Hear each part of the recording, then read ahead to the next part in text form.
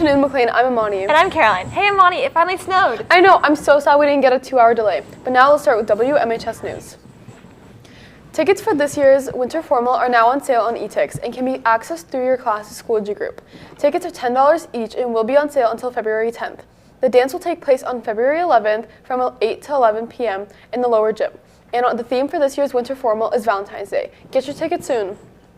Speaking of Valentine's Day flower delivery begins February 6th at the front entrance of the school. You can buy one for $2 or two for $3. Show those in your life how much you appreciate them with a cute gesture brought to you by McLean. Now to Etienne with sports. Thanks, Caroline. Hey, McLean, it's Etienne with your sports. This afternoon, girls and boys basketball are playing here at McLean against Yorktown from 4:30 to 7:30 p.m.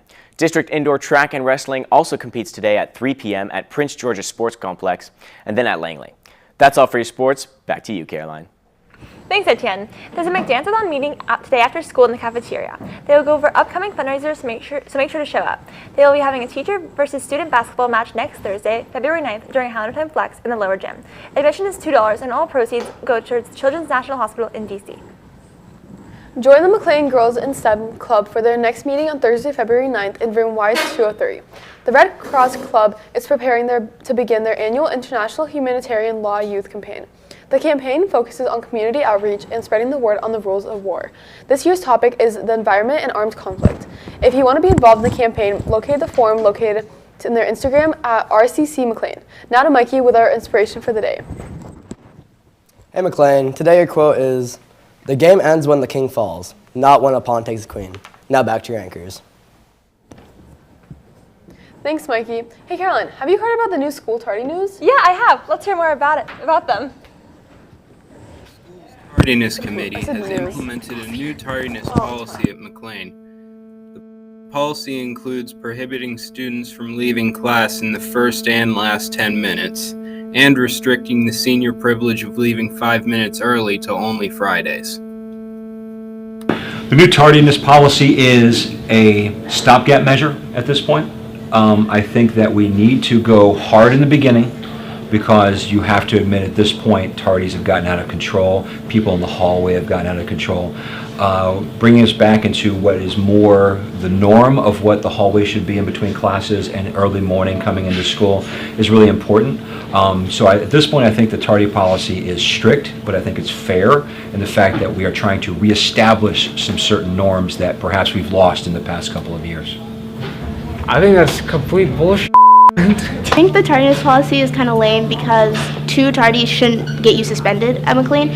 I mean, it's just unreasonable. Maybe like 5, but 2 is very unreasonable. The new tardiness policy, I think it's pretty stupid, to be honest. Well, the thing is, I think most of the time that people are tardy, it's in like the morning. And at that time, like there is the tardy policy in order to like prevent absences. I think it should be a little bit more like lenient, especially in the morning. I think FCPS has tardiness policies in place that were pretty effective. They didn't change the tardiness policy all that much, honestly. And I think it was exactly as effective as it would be before. I do think that, especially in being in between classes, I think that the amount of time that kids will be in class will be reduced quite a bit, because when there's less kids in the hallway, there's less anonymity, and as a result of that, we're able to hustle some kids and get some kids where they need to go. In the mornings, I know that with the small parking lot and stuff like that, sometimes it becomes an issue, and I know that they're continuing to work on that aspect of the tardy policy. I do think that attendance is going to go up, and like I said before, getting kids into classes sooner is going to be something that's going to be much more beneficial overall. Signing off for WMHS News, this is Duncan Blankenbaker, Matthew Lewin, Etienne Brownlow, and Yahya Soa. I've been doing my best to be on time every day. The leadership class hosting a tissue drive. The drive will run until February 11th, and the top 3 third-period classes that bring in the most number of tissue boxes will win a free lunch for the class. The whole school will benefit, as the leadership class will divide all the collected tissues among all the rooms in the school, so make sure to bring them in.